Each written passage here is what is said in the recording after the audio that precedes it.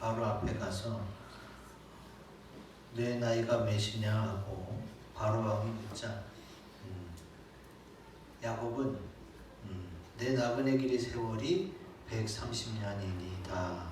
근데 험악한 세월을 보냈다라고 말하고 있습니다. 여러분의 인생에도 험악한 세월이 있었나요? 어느 목사님이 은퇴하신 원로 목사님을 이제 여러분 초청해서 식사를 대접하고 얘기를 나누는 자리에서 누가 먼저 시작했는지 모르겠지만 나는 참 힘들게 살았다. 나는 험악한 세월을 보냈다. 라고 얘기가 시작되니까 여기저기서 야 내가 더 힘들게 살았어. 응? 내 인생이 더 험악했어 하고 막 이렇게 서로 배틀이 붙었어요. 그래서 그 원로 목사님들을 대접하던 이 목사님도 나도 뭐 저분들보다는 오래 살지 못했지만 나도 험악한 세월 하면 할 말이 많다 이렇게 표현한 얘기를 들었어요.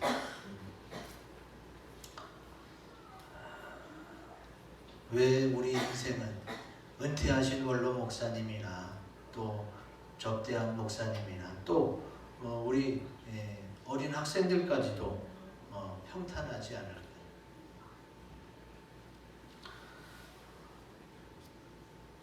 누구에게나 인생에는요 힘든 순간이 찾아옵니다.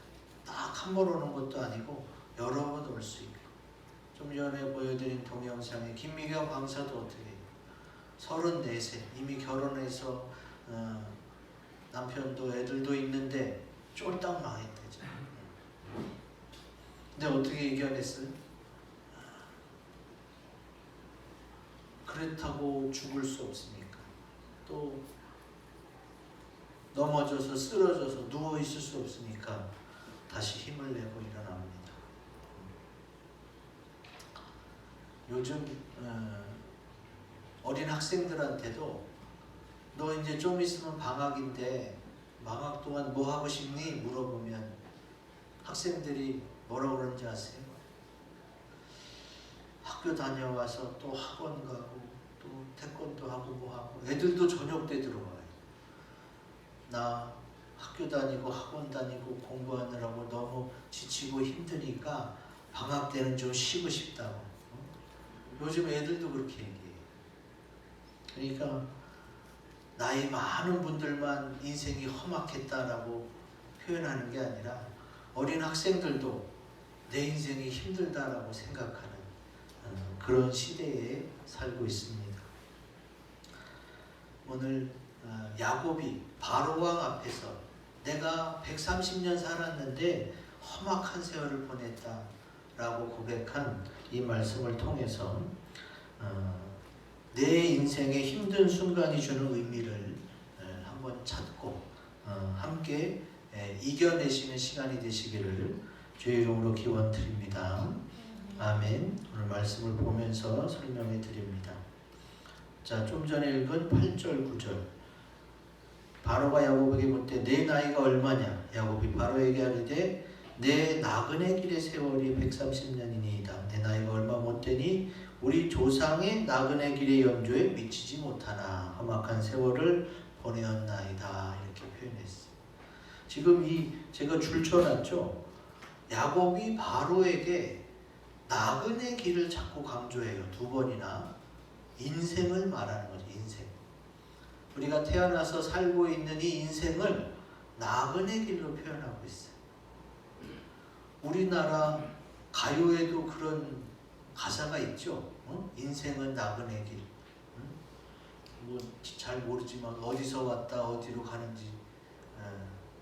왜 이렇게 인생이 힘들까요? 왜 어디서 왔다 어디로 가는지 모르고 열심히 사는데도 힘든 순간은 벗어나지 못할까요? 왜 야곱은 나그네 길로 표현했냐 이거지. 성경에 이미 답이 나와 있습니다. 지금 우리가 살고 있는 이 세상을 지배하는 임금은 마귀예요. 이거는 제 얘기가 아니라 성경에 나오는 이야기. 요한복음 12장 31절 같이 읽습니다. 시작. 이제 이 세상에 대한 심판이 이르렀으니 이 세상의 임금이 쫓겨나리라. 아멘. 예수님께서 그때 당시 왕인 헤롯, 또 지금 야곱이 만난 애굽의 바로 왕, 이런 어떤 나라의 왕을 말하는 게 아니에요.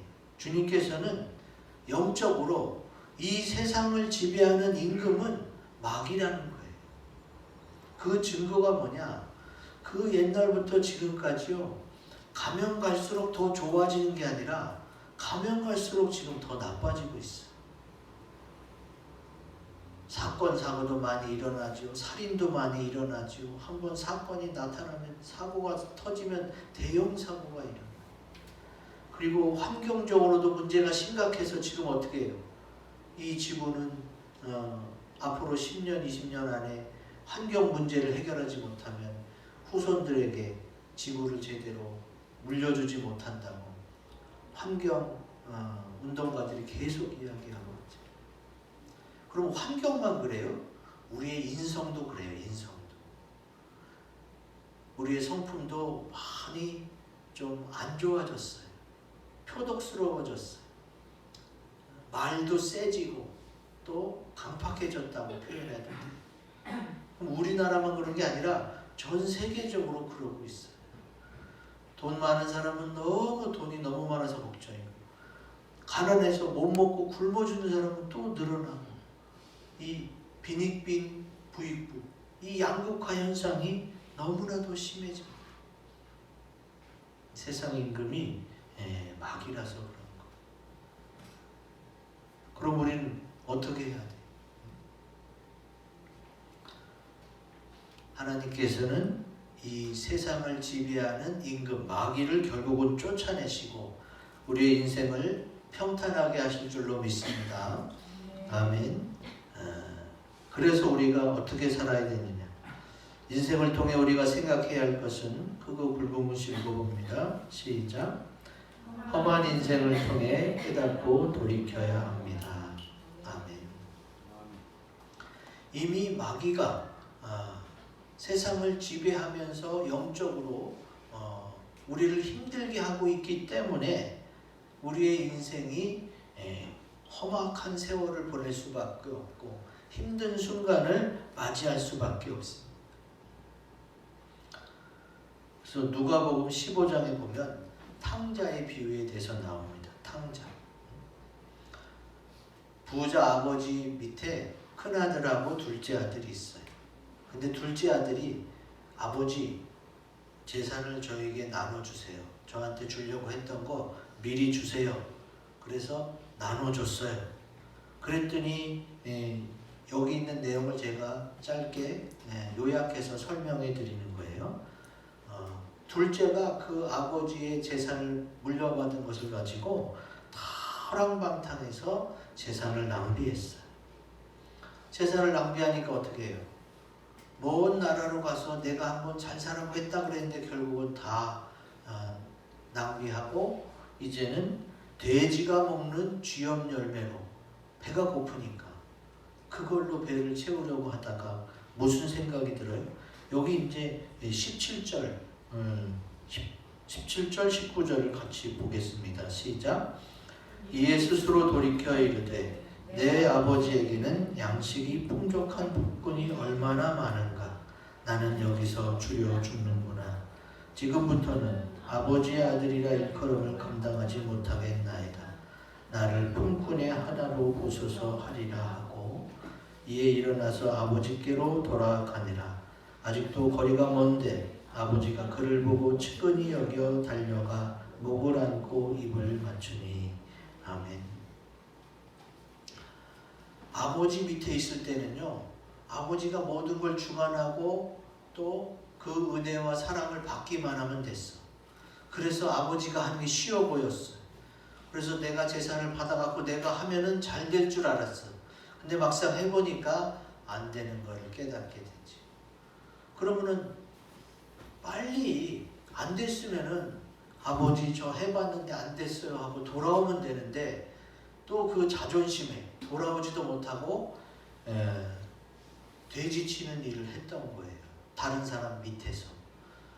근데 너무 배가 고프니까 그걸로 배를 불리려고 하다가 내가 이게 뭐 하는 짓인가. 우리 아버지의 품꾼은 나보다 낫다.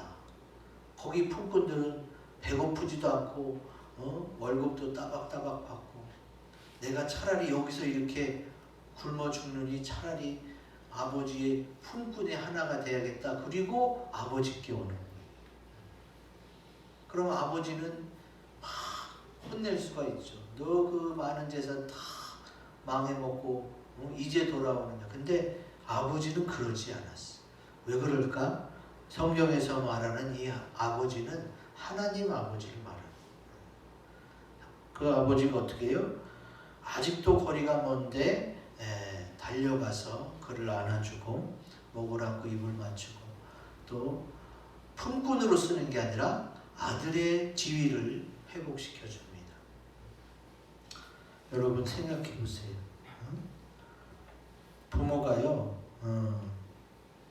자녀가 잘 되기를 바라죠. 어느 부모나 다 마찬가지. 부모는 다 자녀가 뭘 하든 어떻게든 잘 되기를 바래요. 근데 안 될 수도 있잖아. 모든 사업이 다 성공하는 건 아니잖아.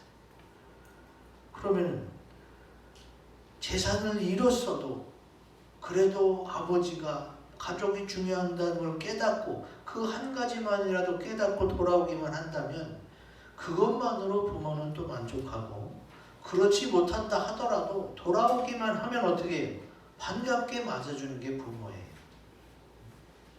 어떤 분은 하나님 아버지가 마귀가 세상인 이곳에 나를 왜 태어나게 해서 이렇게 그냥 개고생하게 만드느냐? 하나님은 내가 꼭 망하는 걸 봐야 되겠느냐? 고생하는 걸 봐야 되겠느냐 하고 하나님을 원망하는 분이 있어요. 근데 이 말씀을 보세요. 어느 부모가 자녀가 망하길 바래요? 그런 부모는 하나도 없어요. 하나님 아버지도 마찬가지입니다. 하나님은 우리의 인생이 험악해지고 험한 인생, 힘든 인생을 살기를 바라신 게 아니에요.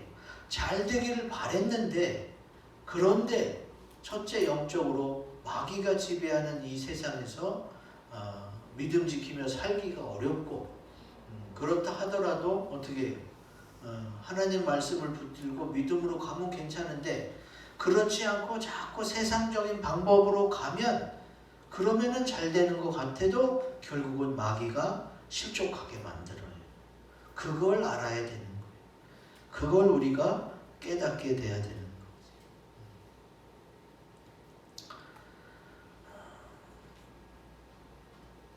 그래서 오늘 우리가 성탄절인데 예수님의 오심에 대해서 성경은 뭐라고 얘기하고 있느냐? 자, 누가복음 3장 4절에서 6절 제가 읽겠습니다. 선지자 이사야의 책에 쓴 바 광야에서 외치는 자의 소리가 있어 이르되 너희는 주의 길을 준비하라. 그의 오실 길을 곧게 하라. 모든 골짜기가 메워지고 모든 산과 작은 산이 낮아지고 굽은 곳이 곧아지고 험한 길이 평탄하여질 것이요 모든 육체가 하나님의 구원하심을 보리라 함과 같으니라 써 있어요. 자, 오실 메시아, 지금 성탄절에 주님이 이 땅에 왜 오셨나를 지금 이사야 선지자를 통해서 설명하고 있는데, 주님이 오신 이유가 뭐예요? 험한 길이 평탄하여질 것이요 그랬어요. 야곱이 고백한 그 인생의 나그네 길, 골짜기 걷이 패이고 또 굽어졌고 또 고르지 못했던 그 길을, 그 험한 길을 예수님이 오셔서 어떻게 해요? 평탄하게 만든다는 거예요. 그러니까 우리가 성탄절을 생각할 때에 쉬는 날이다. 뭐 재밌게 놀고 맛있는 거 먹자. 이런 노는 것만 생각할 것이 아니라 예수님이 왜 오셨냐? 이 험한 세상, 마귀가 임금이어서 우리가 하나님의 말씀을 깨닫지 못하고 주님께로 돌이키지 못한다면 결국은 마귀에게 져서 쓰러지고 넘어지고 아픈 인생길을 살 수밖에 없을 텐데, 그 모든 문제를 해결하기 위해서 예수님이 오셨구나. 그리고 그 인생의 험한 길을 평탄케 하실 거구나. 그거를 믿으셔야 돼. 그걸 믿고 그걸 받아들이면 이제 어떻게 해요? 내 미래가 달라질 수밖에 없어요.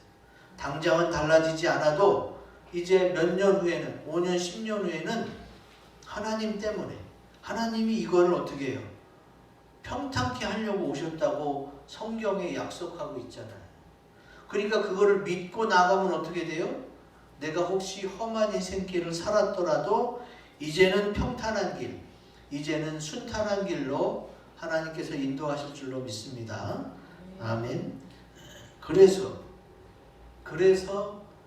인생이 나그네 길이라고 표현을 하지만 성경은 그 험한 인생길을 예수님이 평탄한 길로 바꾼다고 약속하고 계시는 거예요. 왜 험악한 길이 됐느냐? 왜 나그네 길이 됐느냐? 하나님을 떠나 험악한 인생을 살아갈 수밖에 없었기 때문에 그렇죠. 이제 그런가? 사실은 여러분, 하나님도 안 보이고 사탄도 안 보여요. 근데 이미 성경에만 나와 있는 게 아니라 사전에 다 나와 있어요. 사전에 하나님이란 단어, 사탄이란 단어, 마귀란 단어 다 나와 있어요. 없는 거라면 사전에 나오겠어요. 여러분, 용, 드래곤도 사전에 나와요. 가상동물이라고 그래요. 근데 기독교에서만 용을 얘기하는 게 아니에요. 다른 종교에서도 용을 얘기해요. 그러면은 가상의 동물, 문학적으로는 가상의 동물 이렇게 표현하지만 실제로 그런 걸 보고 또 체험한 사람이 있기 때문에 그런 얘기가 나온 거지. 하나님은 신화 속의 하나님이 아닙니다. 지금 우리가 예수님이 태어나셨다 그랬는데 그 나사렛 예수는 실존 인물이에요. 실제 2000년 전에 유대 땅 베들레헴에서 태어나셨고 그리고 십자가에 달려 돌아가셨어요. 그게 그냥 단군 신화처럼 신화가 아니라 실제예요. 그래서 그 예수님의 십자가가 전 세계에 퍼진 거지. 그리고 우리나라에게까지 그 복음이 들어온 거고. 그래서 그것을 받아들이면 어떻게 돼요? 마귀가 지배하는 세상에서 험악한 인생을 살다가 주님을 만나면은 이제 이 험한 길을 평탄케 하시는 주님을 만나면 인생이 순탄하게 풀릴 수가 있지. 그래서 예수님을 만나고 예수님이 약속한 천국을 바라보면서 살면 지금의 이 아픔과 고된 순간도 믿음으로 이겨낼 수 있는 때문에 오늘 말씀을 통해서 다시 한번 살펴보면 우리가 읽은 7절 10절 말씀에 뭐가 있어요? 요셉이 자기 아버지 야곱을 인도하여 바로 앞에 서게 하니 야곱이 바로에게 축복하며 야곱이 바로에게 축복하고 그 옆에서 나오니라. 지금 이 두 절에서 우리가 알 수 있는 것은 사실은 아버지가 잘 돼서 아들을 왕 앞으로 데리고 나가는 게 아버지의 마음이겠죠. 여러분은 어떻게 생각하세요? 어떤 부모가 내가 잘 돼서 내 자녀의 앞길도 열어주고 싶은 그렇지 않은 부모가 어디 있겠어요? 그런데 지금 이 상황은 야곱이 잘 돼서 요셉을 왕 앞에 인사드리는 게 아니라 아들이 잘 돼서 아버지를 모시고 왕 앞에 인사드리는 장면이에요. 그러면 여기서 우리가 알 수 있는 건 뭘까요? 우리 크고 굵은 글씨 읽어봅니다. 시작. 입장이 바뀔 수도 있음을 알아야 합니다. 자, 우리 인생을 보면요, 맨날 그 나물의 그 밥 똑같은 게 아니에요. 입장이 바뀌는 순간이 많이 옵니다. 여러분 나중에 학교 때 만나다가 몇십 년 후에 만났는데 걔가 잘 된 걸 보면 어떤 생각이 들어요? 흔히들 제 학교 다닐 때 쟤 별 볼 일 없었는데 공부도 못하고 또 인기도 없었는데 쟤가 저렇게 사람을 잘 만났거나 저렇게 변해서 성공해서 저렇게 잘 됐나? 하고 그거를 떠올릴 수도 있어요. 그런데 인생은 그렇지 않습니다. 마가복음에도 보면은 그 얘기가 나와요. 자, 여기 마가복음 10장 46절만 읽어봅시다. 시작. 그들이 여리고에 이르렀더니 예수께서 제자들과 허다한 무리와 함께 여리고에서 나가실 때에 디메오의 아들인 맹인 거지 바디메오가 길가에 앉았다가 그랬어요. 자, 맹인 시각장애인이에요. 눈이 안 보여서 길가에서 구걸하는 거지였어요. 근데 예수님이라는 분이 막 눈도 띄워주고 안진병이도 일으키고 모든 환자는 다 낫게 하고 죽은 사람까지 살린다는 소리를 들었으니까 어떻게 돼요? 나를 좀 낫게 해달라고 소리 지르니까 그때 어떻게 했어요? 48절에 보면은 많은 사람이 꾸짖어 잠잠하라. 왜? 거지니까 인격도 무시하고 네가 뭘 안다고 이렇게 막 이러면서 눌렀던 거지. 근데 예수님이 그 사람을 불러라 그랬어.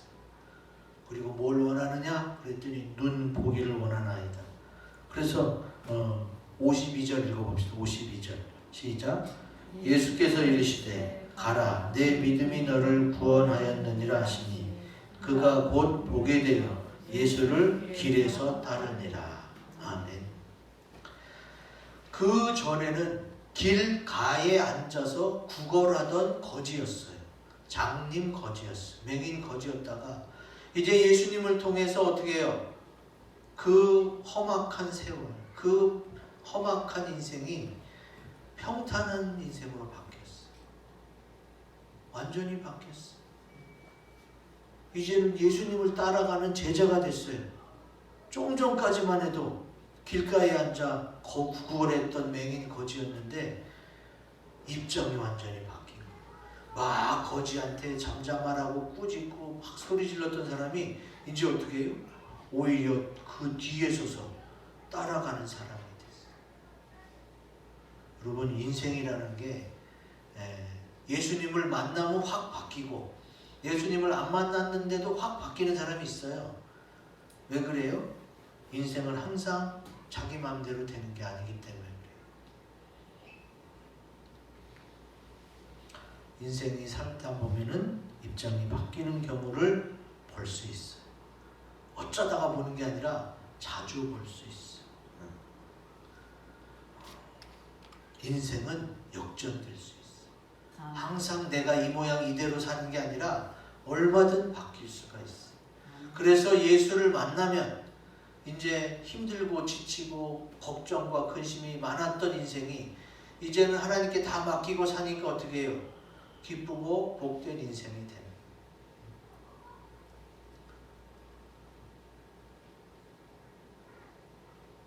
겸손하게 남이 잘 되면 축하해주고 나도 잘 되도록 노력하면 이제 어떻게 해요? 역전 가능해요. 내가 꼭 누구를 넘어서겠다, 누구를 앞질러겠다 그러지 않아도 그냥 하나님 보고 이렇게 꾸준히 오면 어떻게 해요? 하나님이 역전시켜 주시는 거예요. 제가 처음 신학교 들어갔을 때요, 그때 어떤 예쁜 아줌마가 와 있었어요. 입학식에. 알고 보니까 강남에서 원장하던 분이에요. 근데 이제 그분도 지금 목사가 됐는데 그분이 처음에 저한테는 제가 뭐 별 볼 일 없어 보였나요? 그때는 그냥 31살에 제가 시작했거든요. 신앙을. 본인도 늦게 왔지만 그분이 볼 때 내가 정말로 별 볼 일 없었는지 굉장히 저한테 무안을 주시더라고요. 그래서 그 신학 동기들이 다 들었어, 그 얘기를. 그랬던 그분이 이제 얼마 전에는 막 저한테 연락이 와서 그 박사학위 받으려면 어떻게 해야 되느냐, 학교에서 강의하려면 어떻게, 그런 걸 자세히 물어봐요. 이제는 동기들 만나면은 저만 따라다니지. 그분이 불과 20-30년 전만 하더라도 저를 그렇게 무시했던 사람. 근데 이제는 입장이 바뀌었죠. 자기가 그렇게 바라고 원하던 것을 내가 하고 있으니까. 저는 사실 무슨 박사학위를 원하고 교수를 원했던 건 아니에요. 그냥 하나님이 하라고 해서 그냥 하다 보니까 이렇게 된 거예요. 근데 그분은 옛날부터 그걸 원했던 거예요. 그렇게 원했던 사람은 안 되고 나는 그냥 순종하다 보니까 이렇게 된 거예요. 입장이 바뀝니다. 나는 그분에게 복수를 하겠다 다짐한 적도 없어요. 근데 입장을 바꿔놓으시더라고요. 내가 꼭 높은 위치에서 그럴 수도 있지만 내가 오히려 낮은 위치에서 상대방이 높은 걸 볼 수도 있지.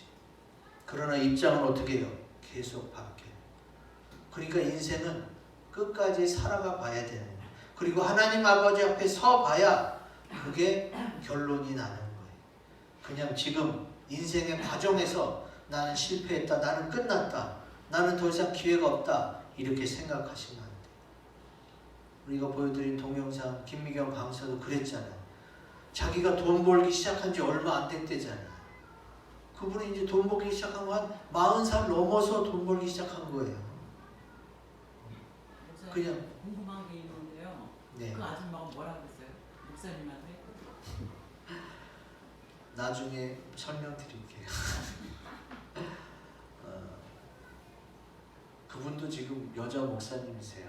그러니까 주님의 은혜로 저는 이렇게 돼서 감사한 건데 입장이 그렇게 바뀔 수가 있다는 걸 설명드립니다. 그리고 설교 원고에는 없었어요. 갑자기 생각나서 말씀드렸는데 궁금하시다면 식사하실 때 제가 가르쳐 드릴게요.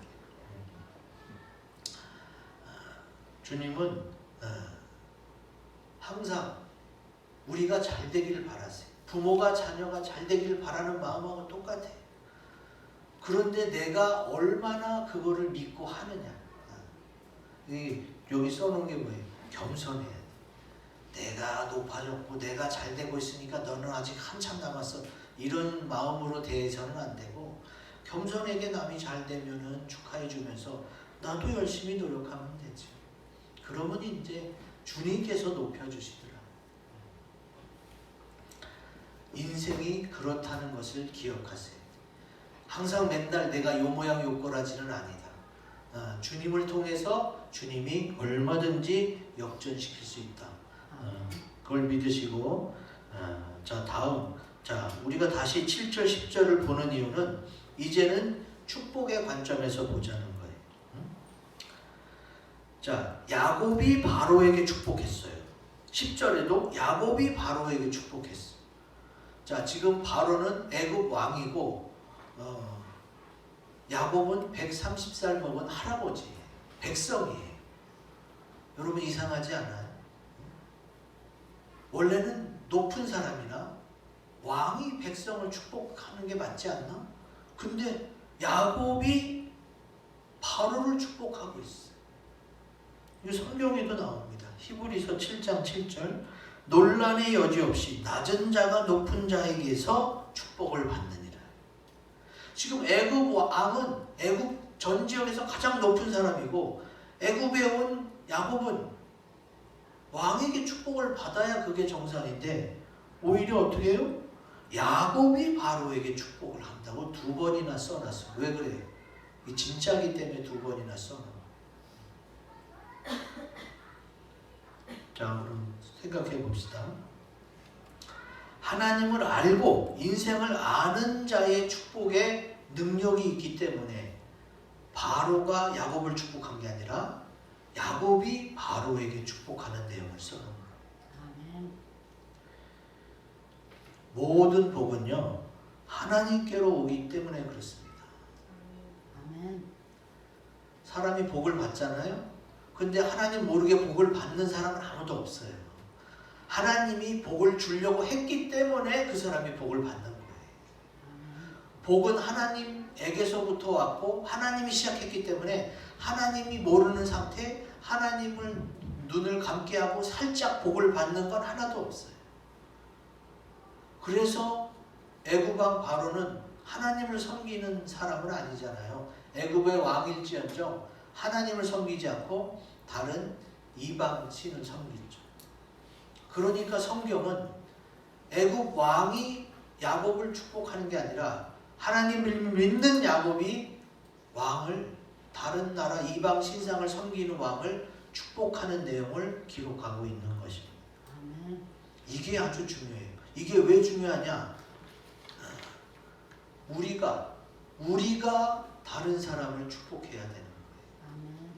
자, 인생을 통해 생각해야 될 것 크게 읽습니다. 시작. 주의 이름으로 축복해줘야 합니다. 아멘. 아멘. 야곱이 바로 왕을 축복해 준 거. 그게 왜 기록해놨고 왜 중요하냐? 지금 현재 예수 믿는 나, 하나님께로부터 복을 받은 내가 그 하나님의 이름으로 축복을 많이 해줘야 돼. 아멘. 아까 얘기했잖아요. 겸손하게 남이 잘된 거 축하해 준다. 그거 예수 믿는 사람이 축복해 주는 의미예요. 주님께서 열왕기상 8장 66절에 이 내용을 써놨어요. 자, 같이 읽습니다. 시작. 8째 날에 솔로몬이 백성을 돌려보내매 백성이 왕을 위하여 축복하고 자기 장막으로 돌아가는데 여호와께서 그의 종 다윗과 그의 백성 이스라엘에게 베푸신 모든 은혜로 말미암아 기뻐하며 마음에 즐거워하였더라. 아멘. 여기 또 나오죠. 솔로몬 아시죠? 솔로몬 이스라엘의 왕이었어요. 근데 백성이 왕을 위해서 축복한 게 나와요. 아멘. 그러니까 야곱이 바로에게 축복한 게 아주 특별한 케이스. 다른 건 안 하는데 그 사람만 그런 게 아니에요. 그러면 성경에 이걸 왜 써놨어요? 백성일지라도 하나님을 믿고 주의 이름으로 얼마든지 축복할 수 있구나. 아멘. 왜? 하나님으로부터 복이 오기 때문에. 아멘. 그러니까 마음껏 축복해줘야 돼요. 우리 믿는 사람들이 여러분 축복을 해주려면 누구부터 해주고 싶어요? 여러분에게 이미 축복의 권세가 있어요. 내가 예수 이름을 믿기 때문에. 하나님으로부터 복이 온다는 걸 믿는 사람은 마음껏 하나님의 이름으로 축복해 줄 수 있어요. 아멘. 그럼 여러분 누구부터 축복해 줘야 될까요? 자, 이미 창세기에 써놨죠? 같이 읽습니다. 시작. 너를 축복하는 자에게는 내가 복을 내리고 너를 저주하는 자에게는 내가 저주하리니 땅의 모든 족속이 너로 말미암아 복을 얻을 것이라 하신지라. 아멘. 하나님은 아브라함을 택해서 아브라함의 후손에게 복을 주셨고 그 아브라함의 후손이 지금의 이스라엘이에요. 이스라엘. 근데 이스라엘은 저 중동에 있는 이스라엘 나라도 있지만 지금 성경적으로 이스라엘은 믿는 자를 다 이스라엘로 보시면 돼요. 그러니까 우리들도 이스라엘이에요. 우리들도 이스라엘이면 어떻게 해요? 얼마든지 예수 이름으로 축복해 줄 수 있어요. 아멘. 그래서 예수 이름으로 축복해 줄 때 지나가는 사람, 모르는 사람이 아니라 먼저 내 가족, 내 배우자, 부모, 자녀, 가족, 친척들부터 막 칭찬해 줘야지. 축복해 줘야죠. 왜? 내게 축복권이 있잖아. 여러분 이 말씀은요. 창세기 12장 3절이라는 말씀은 우리나라 말로 쉽게 번역하면 뭐냐? 내가 복덩이다 이렇게 생각하면 나도 몰랐는데 내가 복덩이였구나. 내가 복을 주면 그 사람이 복을 받는구나. 내 축복을 해주는 것에 능력이 있는 게 아니라 내가 축복해주는 그 이름, 주님의 이름으로 축복해 줄 때에 주님이 복을 주시는 거예요. 아멘. 복은 주님으로부터 오니까. 그러니까 내가 어떻게 해요? 복덩이라는 사실을 믿고 마음껏 축복해 주면 돼요.